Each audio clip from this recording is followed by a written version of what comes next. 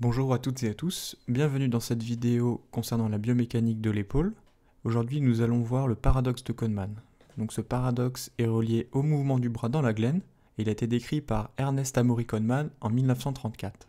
Il peut s'illustrer de la manière suivante. Partant d'une position de référence, membre supérieur vertical le long du corps, la paume de main regardant vers l'intérieur et le pouce se dirigeant vers l'avant, on fait effectuer au membre supérieur une abduction de 180 degrés,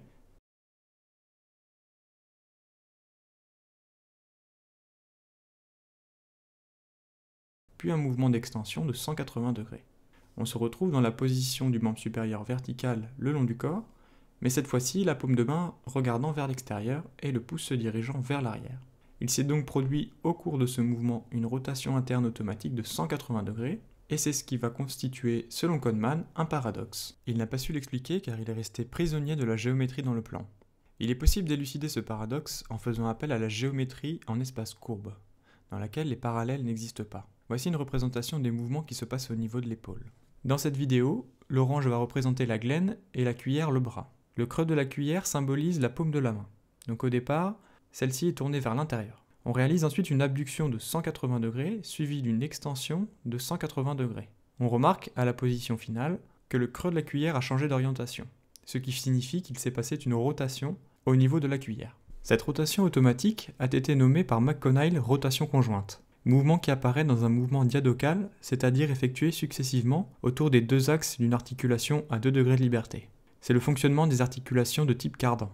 Dans cet exemple, l'épaule, qui possède 3 degrés de liberté, a été utilisée comme une articulation à 2 axes.